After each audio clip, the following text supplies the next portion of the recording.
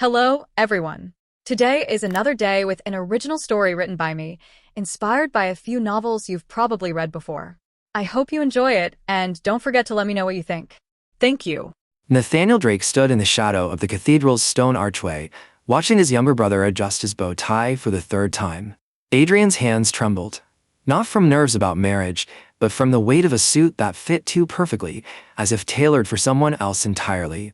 "You look good," Nathaniel said, stepping forward to smooth his brother's collar. The words tasted like ash in his mouth, remnants of another life where he'd worn this same suit, stood in this same spot, and made the worst decision of his existence. Adrian laughed, the sound bright and unburdened. "I still can't believe she said yes. Lila Carter. The Lila Carter. She didn't say yes to you the first time," Nathaniel thought but didn't say. In his previous life, the one that had stretched across 50 miserable years, Adrian had been promised to Lila by their families. Old money marrying old money. The Drakes and the Carters united in the way wealthy families had arranged marriages for centuries. But Adrian had run. He'd fallen in love with someone else, some fleeting romance that had burned bright and died young, and he'd left Lila at the altar. So Nathaniel had married her instead. By default. By obligation. By the crushing weight of family expectation. He remembered every year of that marriage. Every silent dinner. Every separate bedroom. Every time Lila had looked at him and he'd seen Adrian's ghost reflected in her eyes. And worst of all, he remembered their son, born from duty rather than love, who had come to him at 50 years old, tears streaming down his face, begging Nathaniel to divorce his mother. "Dad, please," his son had whispered. Uncle Adrian came back. "Mom still loves him. She's never loved anyone else. Please, just let her be happy for once." Nathaniel had died 6 months later, his heart giving out in the middle of a board meeting. And then he'd woken up 25 years in the past, in his childhood bedroom, with a second chance burning in his chest like a brand. "Nathaniel." Adrian's voice pulled him back to the present. "You okay? You look pale." "I'm fine." Nathaniel forced a smile. "Just thinking about how lucky you are." This time, he'd orchestrated everything. He'd pushed Adrian and Lila together at every opportunity, engineered meetings, created circumstances, whispered suggestions. He'd dressed Adrian in the groom's suit. He'd slipped the engagement ring onto his brother's finger during a family dinner, making it look spontaneous and romantic. And today, he'd done something more drastic. He'd bribed the officiant's assistant to swap the names on the marriage certificate. The document waiting inside that cathedral had Adrian Drake's name on it, not Nathaniel's. Lila thought she was marrying Nathaniel Drake, as their families expected. But legally, she would become Mrs. Adrian Drake. And by the time anyone noticed, Nathaniel would be gone. 5 minutes, a wedding coordinator called from the doorway. Nathaniel gripped his brother's shoulder. "Adrian, listen to me. Lila loves you. She's always loved you. Don't ever forget that." Adrian's brow furrowed. "Of course she loves me. That's why we're getting married." "Right." Nathaniel stepped back. "I have to go. Last-minute business thing." "What? Now?" "Nathaniel, you're my best man. Marcus will cover for me." "I'm sorry." The lie came easily now. He'd been practicing it for weeks. "There's an emergency acquisition meeting. If I don't handle it, we'll lose millions." Adrian's face fell, but he nodded. He'd always been too trusting, too willing to believe the best in people. It was one of the things that made him perfect for Lila, and one of the reasons Nathaniel had to leave. Nathaniel turned and walked away before his brother could protest further. Behind him, the church bells began to ring, calling the guests to witness a wedding that wasn't quite what anyone thought it was. 3 months later, Nathaniel sat in a lecture hall at Humridge College, surrounded by students half his age, or rather, students who appeared to be his age, since he'd been reborn into his 23-year-old body. "The fundamental principle of investment banking," Professor Chen droned from the podium, "is risk assessment. You must learn to predict not just market trends, but human behavior." Nathaniel had heard this lecture before in his previous life. Back then, he barely paid attention, too distracted by thoughts of Lila waiting for him at home, pregnant and miserable.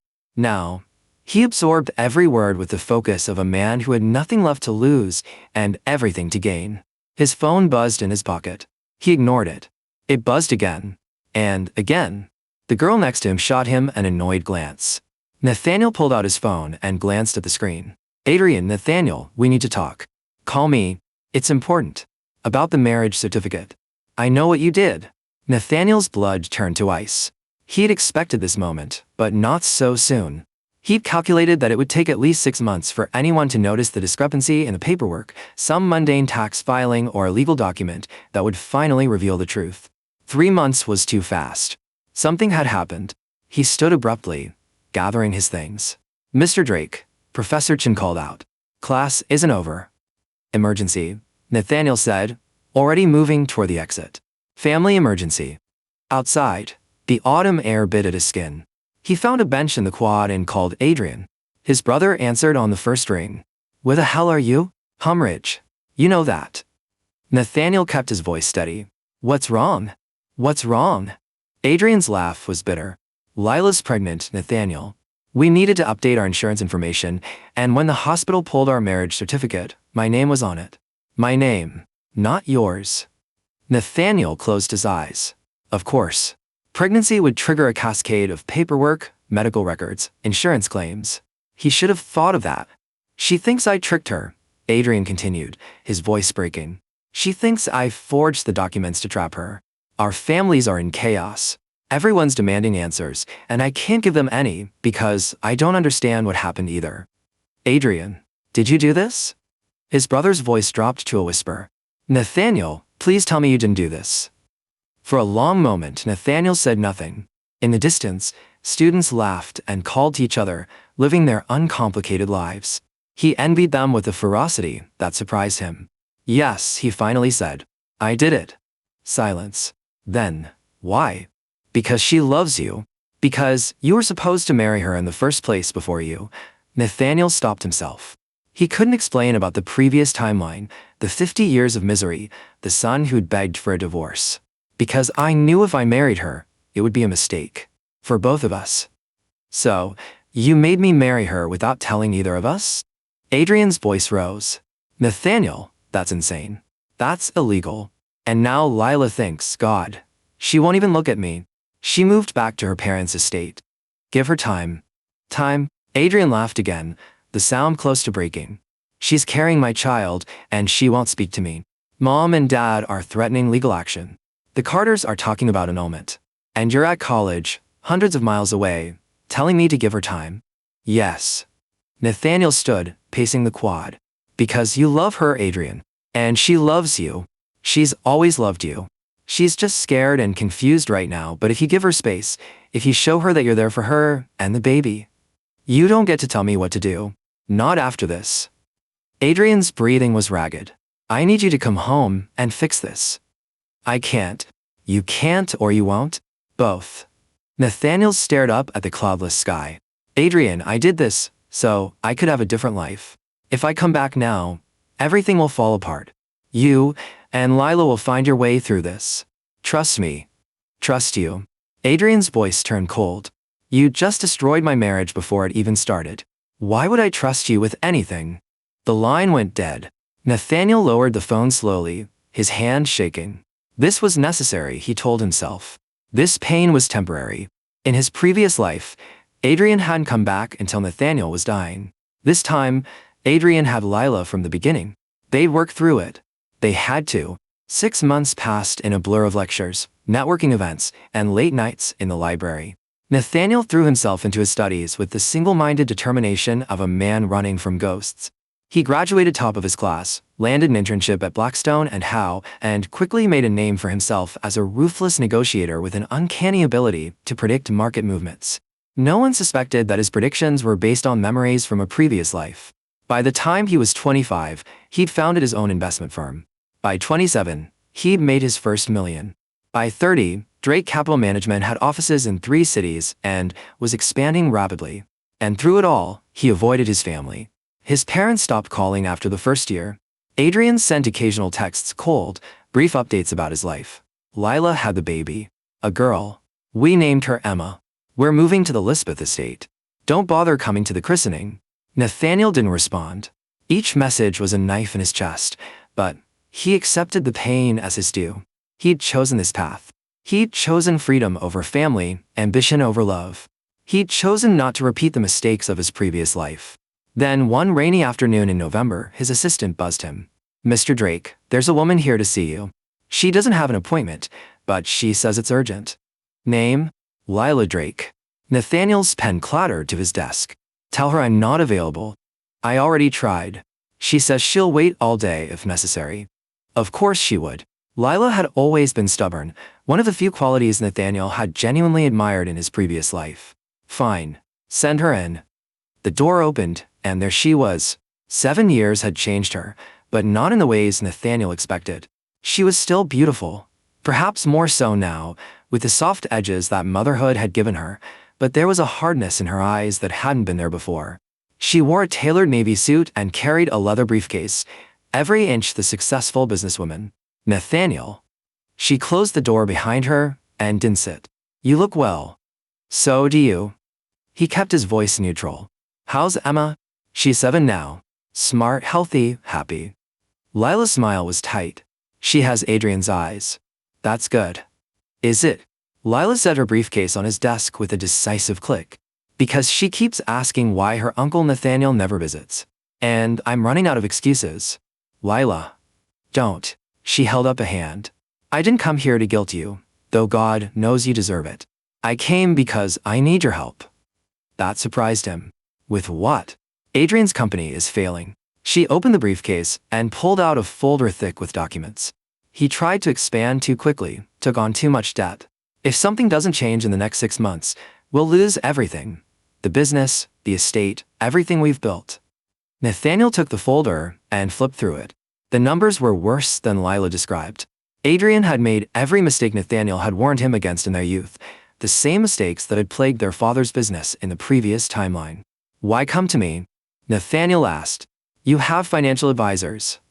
Because none of them are you. Lila leaned forward, her gaze intense. Everyone in this industry knows Nathaniel Drake doesn't make mistakes. You predict trends before they happen. You turn failing companies into empires. And despite everything, her voice cracked slightly. Despite what you did, you're still family. I can't help Adrian. He hates me. He doesn't hate you. Lila sighed, finally sitting. He's hurt. There's a difference. But he'll swallow his pride if it means saving our daughter's future. Nathaniel stared at the documents. Every instinct screamed at him to refuse, to send Lila away and maintain the distance he'd worked so hard to create. But then he thought of Emma, a little girl he'd never met, who had Adrian's eyes and would grow up wondering why her uncle had abandoned her. In his previous life, his son had grown up the same way, trapped between parents who barely tolerated each other. I'll look over the numbers, he said carefully. But I'm not promising anything. That's all I ask. Lila stood, smoothing her skirt. We're hosting a charity gala next month at the Elizabeth estate. Come. Bring a date if you want. Just come. Let Emma meet her uncle. Lila. Please, Nathaniel. For the first time, her composure cracked, revealing the vulnerable woman beneath. I know you think you did the right thing, switching those names on the certificate. And maybe you did. Adrian and we've built something real. But you're still his brother. You're still Emma's uncle. And we miss you. She left before he could respond, the door clicking softly behind her. Nathaniel sat in the silence of his office, the folder heavy in his hands. Outside, the city stretched endlessly, full of opportunities and escapes, and all the freedom he'd sacrificed everything to gain. It suddenly felt very empty. Nathaniel brought a date to the gala, though date was perhaps too strong a word. Evelyn Hart was a colleague, a brilliant analyst he'd hired 2 years ago who'd quickly become his right hand. She was sharp, professional, and utterly uninterested in emotional entanglements, which made her perfect for an event designed to test his resolve. Remind me why I agreed to this? Evelyn asked as their car pulled up to the Elizabeth estate. The mansion rose before them like something from a Gothic novel, all stone and ivy and windows that glowed with warm light. Because I pay you very well, Nathaniel said. Not well enough to deal with family drama. But she smiled, adjusting her emerald dress. Though I'll admit, I'm curious. You never talk about your brother. There's nothing to talk about. The ballroom was already crowded when they arrived, full of the city's elite in their finest attire. Nathaniel scanned the room and immediately spotted Adrian near the bar, deep in conversation with a group of investors. He looked older. There were lines around his eyes that hadn't been there 7 years ago, but still carried himself with the easy charm that had always come naturally to him. Then Adrian looked up and their eyes met. For a moment, neither moved. Then Adrian said something to the investors and started walking over, his expression carefully neutral. Nathaniel. Adrian stopped a few feet away, hands in his pockets. You came. Lila invited me. I know. I told her it was a bad idea. Adrian's gaze shifted to Evelyn. And you brought a friend. Evelyn Hart. My business partner. Nathaniel watched his brother's face carefully. Evelyn, this is Adrian Drake. My brother. Ah. Evelyn shook Adrian's hand with practiced ease. I've heard almost nothing about you, actually. Nathaniel's not much for a personal conversation. That sounds like him. Adrian's smile didn't reach his eyes. Lila's upstairs with Emma. She'll want to see you. Adrian. Save it. Adrian turned away. I need to get back to the investors. Enjoy the party. Nathaniel watched his brother disappear into the crowd, feeling the familiar weight of guilt settle over his shoulders. Well, Evelyn said brightly, that was awkward. Want to tell me what you did to make your brother look at you like you murdered his dog? It's complicated. It always is. She took 2 champagne flutes from a passing waiter and handed him one. Come on. Let's find your sister-in-law before this gets worse. They found Lila on the 2nd floor balcony, overlooking the ballroom. She wore a wine-red gown that highlighted her figure, her hair swept up in an elegant chignon. A little girl stood beside her, peering through the railing at the crowd below. Mommy, there's so many people, the girl, Emma, said in an awed whisper. There are, Lila agreed, then looked up as Nathaniel and Evelyn approached. Her expression softened. You came. You asked me to. Nathaniel crouched down to Emma's level. You must be Emma. The girl regarded him with Adrian's blue eyes, solemn and searching. Are you Uncle Nathaniel? Mommy says you're really smart and live far away. I am. And I do. He offered his hand.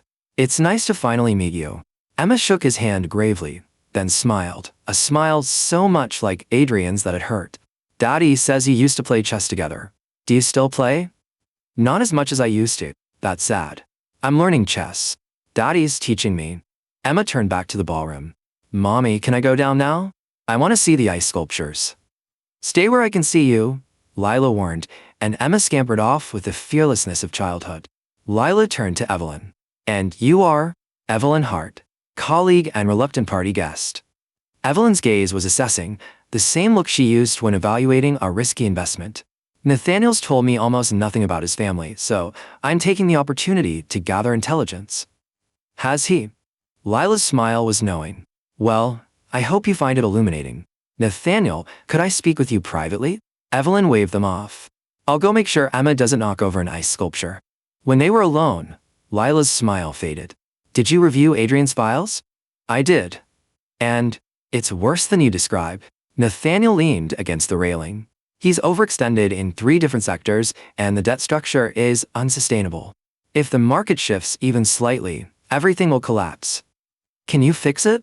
Probably. But it'll require some aggressive restructuring and a capital injection that Adrian's pride won't let him accept from me. Then don't tell him it's from you.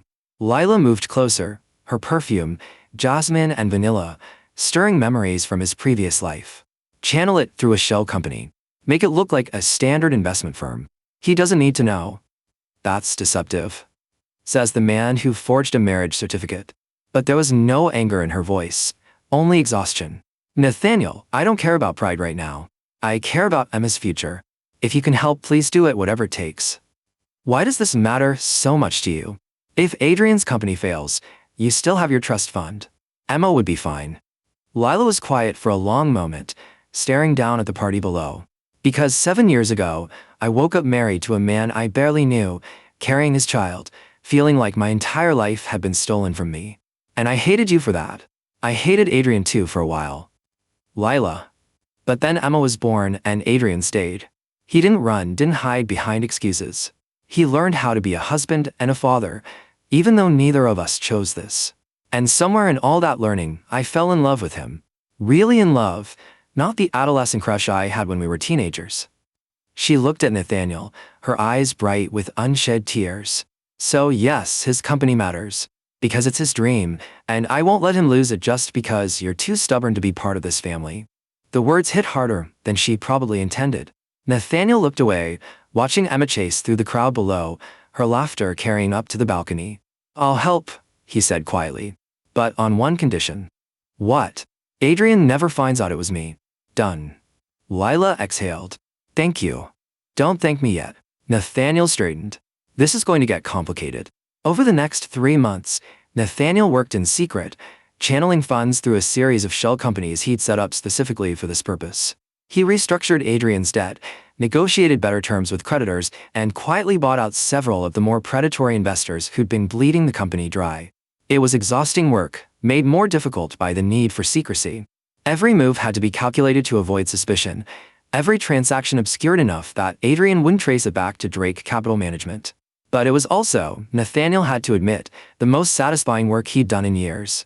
He told himself it was just good business. Adrian's company had potential, it just needed proper management and capital. Nathaniel was simply making a smart investment that would pay dividends in the long run. He told himself this even as he spent sleepless nights poring over reports, even as he canceled meetings to handle crises in Adrian's supply chain, even as Evelyn started giving him knowing looks and asking pointed questions about his sudden interest in mid-tier manufacturing firms. "You're doing it again," Evelyn said one evening, finding him in his office long after everyone else had gone home. "Doing what?" "Running from something by burying yourself in work." She perched on the edge of his desk. "Want to talk about it?" "No." "Tough." She pulled the file he was reading from his hands. "Nathaniel, you've barely slept in 3 months. You're snapping at clients, missing deadlines, and I just watched you put sugar in your coffee, which you hate. Something's wrong." "I'm fine." "You're not." Evelyn's voice softened. "Look, I don't know what happened between you and your family. But whatever it is, you can't fix it by working yourself to death." Nathaniel was quiet for a long time. Outside, the city lights glittered like distant stars. "I had a brother once," he said finally. "Not Adrian, a different brother in a different life. And I failed him. I failed everyone. So this time, I'm trying to do better." Evelyn frowned. "That doesn't make any sense." "I know." Nathaniel smiled tiredly. "Go home, Evelyn. I'll be fine." She studied him, then shook her head. "You're a terrible liar, but I'll go, on one condition." "What?" "Next week, when you inevitably crash from exhaustion, I'm driving you to the hospital myself." "Deal." She left, and Nathaniel returned to his work, the numbers blurring together as exhaustion pulled at his consciousness. He thought about his previous life, about the son who'd begged for a divorce, about 50 years of quiet misery. He thought about the choices that had led him here, forging the marriage certificate, fleeing to Humridge, building an empire to fill the void where family used to be. He thought about Emma's smile, so like Adrian's. And he wondered if he'd made the right choice after all. The confrontation came on a Tuesday. Nathaniel was in a meeting with potential investors when his phone buzzed. He ignored it until it buzzed again and again and again in rapid succession. "Excuse me," he said, stepping out of the conference room. The messages were all from Lila. "Lila, Adrian knows. He found the paper trail. He's on his way to your office." "Nathaniel, he's furious. Please just talk to him." Nathaniel barely had time to process this before the elevator dinged and Adrian strode into the office, his face a mask of cold fury. "Mr. Drake," Nathaniel's assistant called out nervously. "You have a meeting." "Cancel it," Nathaniel said, watching his brother. "Adrian, let's talk in my office."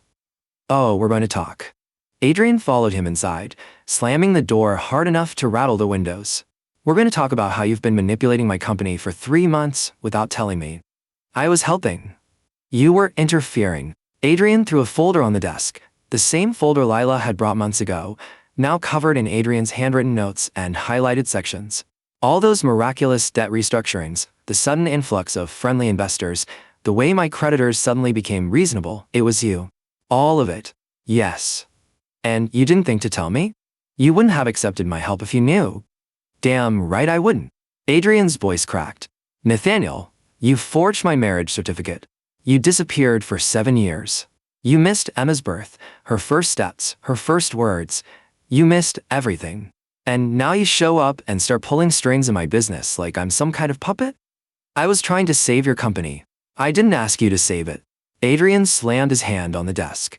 "I didn't ask for your help, your money, or your manipulation. I asked you to be my brother, to be part of our lives. But you can't even do that, can you? You have to control everything from a distance, playing God with other people's lives." The words hung in the air, sharp and cutting. Nathaniel stood slowly, his own anger rising. You want to know why I left? Fine. Let me tell you. Please do. In another life, a life you don't remember, you were supposed to marry Lila. Our families arranged it. But you fell in love with someone else and ran away, leaving Lila at the altar. So I married her instead. The words poured out, years of repressed memory and pain. I married her to save the family's reputation, and we had a son, and I was miserable for 50 years. 50 years, Adrian. And at the end, do you know what happened? You came back. You and Lila fell in love, and our son begged me, to divorce his mother so she could finally be happy with you. Adrian's face had gone pale. That's insane. Is it? Nathaniel laughed bitterly. Because it happened. Every painful day of it happened. And then I died and woke up 25 years in the past with a chance to make things right. So yes, I switched the names on the marriage certificate. Yes, I pushed you and Lila together. Because I knew she loved you, and I knew you'd love her if you gave her a chance, and I couldn't. His voice broke. I couldn't live through that life again. Silence filled the office. Adrian sank into a chair, his anger replaced by something that looked like shock. You really believe this, don't you? It's not a belief. It's a memory. Nathaniel? Adrian ran his hands through his hair. I don't know what to say. This sounds like a breakdown. Like you need help. I don't need help. I need distance. Nathaniel turned away, staring out at the city. That's why I left. That's why I've stayed away. Because every time I see you and Lila together, every time I think about Emma, I remember what my life was and what it could have been. And I can't, he stopped, fighting for control. I can't be part of your family without destroying it again. That's the most selfish thing I've ever heard, Adrian said quietly. Nathaniel turned back, surprised. Adrian stood, his expression a mix of anger and something that might have been pity. You think you're protecting us by staying away? You're not. You're hurting us. Emma asks about you constantly. Lila worries that she did something wrong to drive you away. And me? I've spent 7 years wondering what I did to make my brother hate me. I don't hate you. Then prove it. Adrian moved to the door, then paused. We're having Emma's 8th birthday party next month. At the estate. Come. Not as some mysterious benefactor pulling strings. As her uncle. As my brother. Adrian. I don't care about your past life or your memories or whatever delusion you're dealing with. I care that Emma has an uncle who loves her. Can you do that? Can you just be present for once? The door closed behind him, leaving Nathaniel alone. Nathaniel almost didn't go. He stood outside the Lisbeth estate for 20 minutes, watching guests arrive through the front gates, families with children, balloons, laughter. It looked like something from a dream, warm and welcoming and utterly foreign to the cold, isolated life he'd built. You planning to stand out here all day? Or are you actually going inside? Nathaniel turned to find Evelyn approaching, carrying a brightly wrapped present. What are you doing here? He asked. Lila invited me. Said Emma wanted to meet Uncle Nathaniel's friend. Evelyn raised an eyebrow. Also said you might need moral support. She wasn't wrong, apparently. I don't need. You absolutely do. She linked her arm through his. Come on. Facing your family won't kill you. Probably. The party was in full swing when they entered the garden.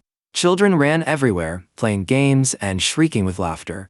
Emma stood in the center of it all, wearing a princess dress and a crown, looking deliriously happy. Uncle Nathaniel. She spotted him immediately and ran over, the crown sliding sideways on her head. You came. Mommy said you might be too busy, but you came. I wouldn't miss it, Nathaniel said, surprised to find he meant it. Happy birthday, Emma. Thank you. She grabbed his hand. Come on, I want to show you my presents and the cake. It's a princess castle. And Daddy got me a pony, but I have to wait until after the party to ride it, which is totally unfair, but Mommy says. Emma's chatter washed over him as she dragged him through the party, introducing him to her friends, showing him everything with the boundless enthusiasm of childhood. And Nathaniel found himself relaxing, smiling, engaging with a warmth he'd forgotten he possessed. At some point, Lila appeared beside him, watching Emma bounce between guests. Thank you for coming, she said quietly. Thank you for inviting me. Again. Adrian told me what you said. About the other life. Lila's expression was unreadable. I don't know if I believe it. But I believe that you believe it. And I believe you've been carrying that pain alone for too long. Lila. I'm not asking you to explain or justify anything. She touched his arm gently. I'm just saying, maybe it's time to let go. Whatever happened in that other life, this is the life we have now. Emma's here, Adrian's here, and we want you to be here too. Before Nathaniel could respond, Adrian appeared, carrying the princess castle cake. All right, everyone, time for birthday wishes. The children gathered around as Emma closed her eyes, her face scrunched in concentration. What did you wish for? Someone called out. I can't tell you, or it won't come true. Emma opened her eyes, grinning. Then she looked directly at Nathaniel. But I hope it does. I really, really hope it does. As the party continued around them, Nathaniel felt something shift inside him, a loosening of the tight control he'd maintained for 7 years. Maybe Lila was right. Maybe it was time to let go of the past and embrace the present, messy and complicated as it was.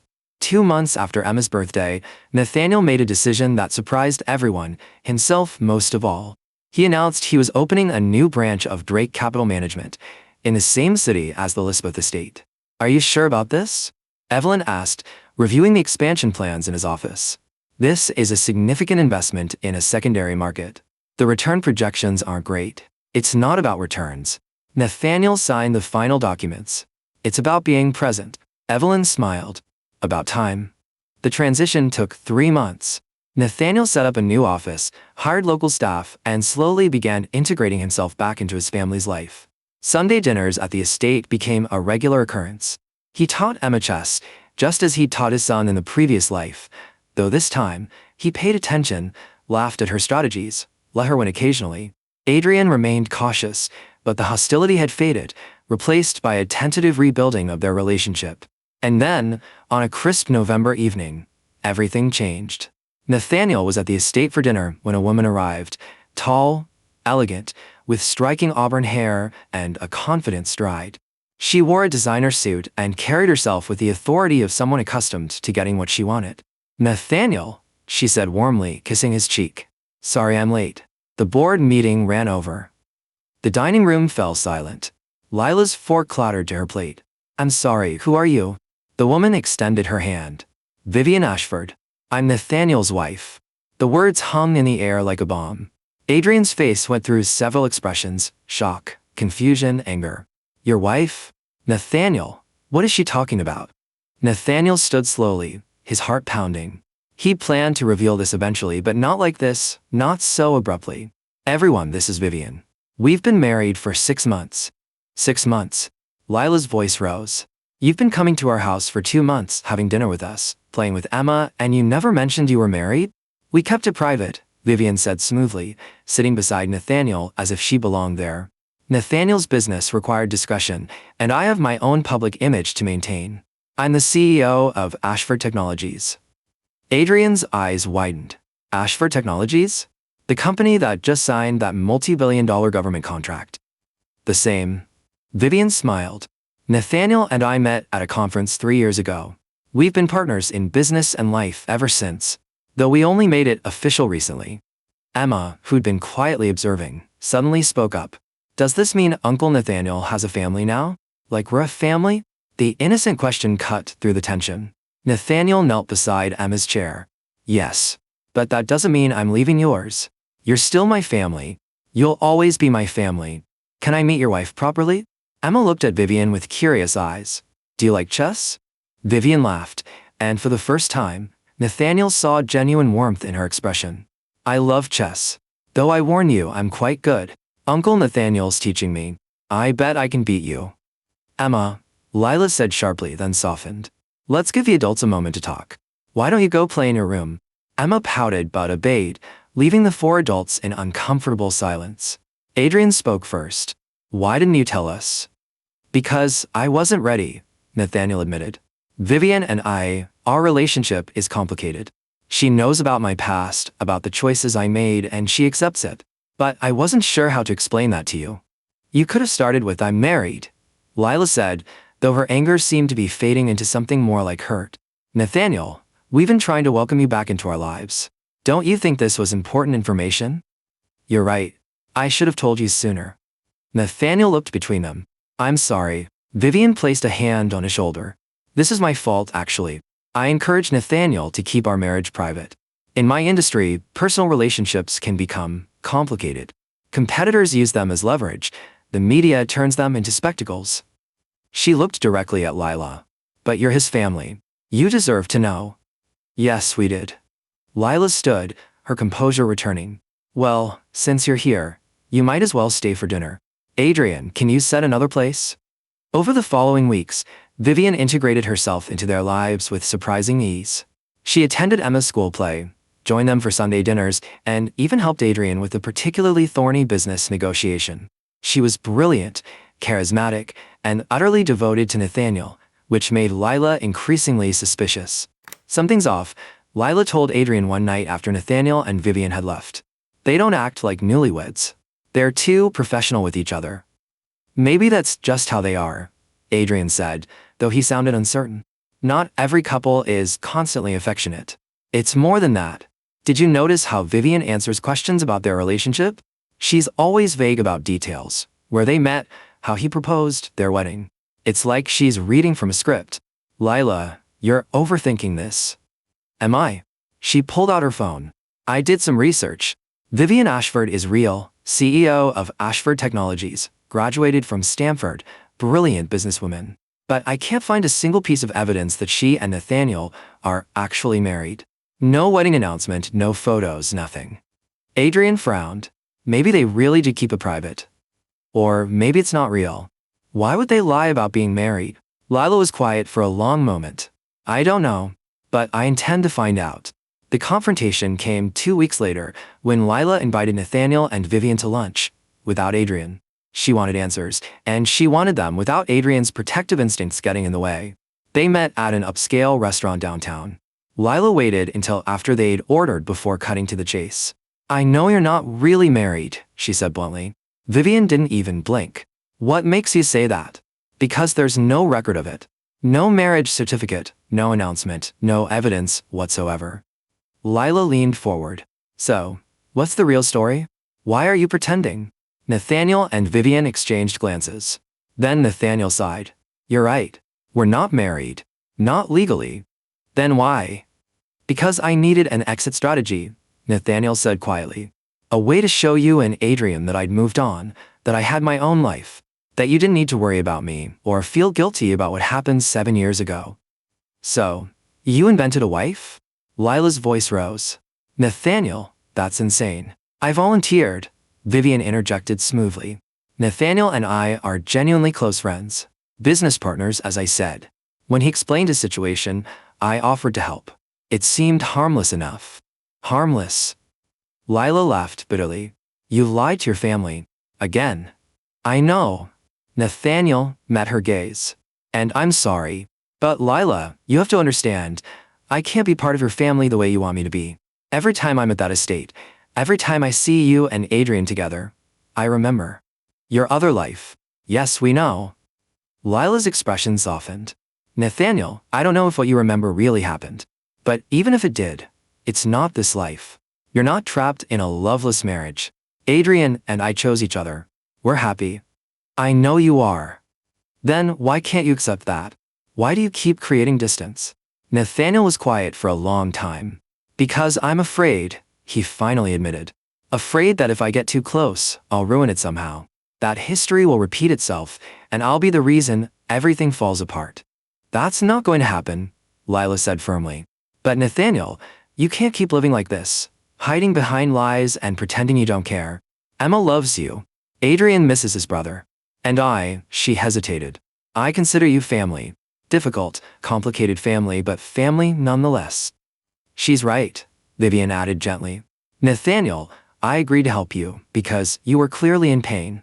But this isn't helping anymore. It's just another wall you're building. Nathaniel looked between them. These two strong, intelligent women who somehow saw through all his defenses. What do you want me to do? Tell Adrian the truth, Lila said. All of it. About the fake marriage, about why you really stayed away. Give him a chance to understand.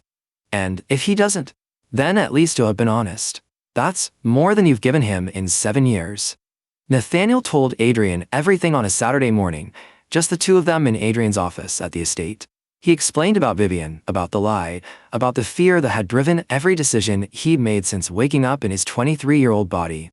Adrian listened in silence, his expression unreadable. When Nathaniel finished, Adrian stood and walked to the window, staring out at the gardens where Emma was playing. "You know what the worst part of all this is?" Adrian said finally. "It's not the lies. It's not even the fake marriage. It's that you've spent 7 years convinced you're protecting us, when really, you've just been protecting yourself." The words stung because they were true. "You're right," Nathaniel said. "I'm sorry. Sorry doesn't fix it." Adrian turned back to him. "But maybe we can start over. Really start over, this time. No lies, no manipulation, no fake wives. Just two brothers trying to figure out how to be family again." "I'd like that." "Good." Adrian's expression softened slightly. "Though I have to ask, is Vivian really just a friend? Or is there something more there?" Nathaniel smiled for the first time. "Honestly, I'm not sure. We've never crossed that line, but lately." He trailed off. "It's complicated. Everything with you is complicated." But Adrian was smiling too, a real smile that reached his eyes. "Come on. Emma's been begging to show you her pony all morning." They walked out into the garden together, and for the first time in 7 years, in 2 lifetimes, Nathaniel felt like he was exactly where he was supposed to be. Epilogue, the other side. 5 years later, Nathaniel sat in the garden at the Lisbeth estate, watching Emma, now 13, teaching a group of younger children how to play chess. She'd inherited his strategic mind and Adrian's charm, a combination that made her formidable at everything she attempted.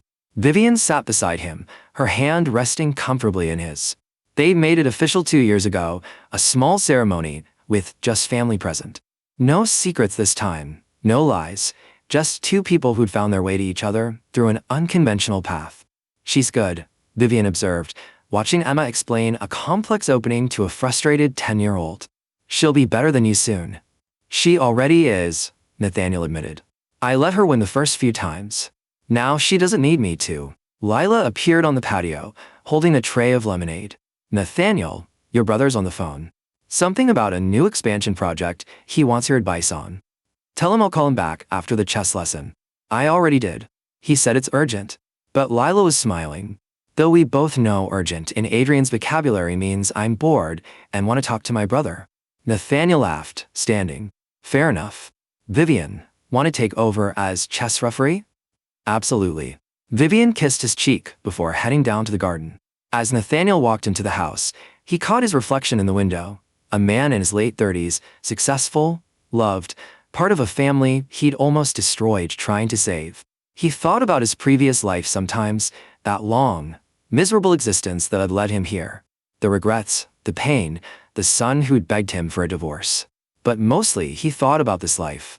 The one where Adrian and Lila had found each other naturally, where Emma existed because of love rather than obligation, where Nathaniel had learned to stop running from his fear and embrace the messy, complicated beauty of family. He'd spent so long trying to rewrite the past that he'd almost missed the present. But he was here now, really here, and that, Nathaniel thought as he picked up the phone to talk to his brother, was more than enough. The end.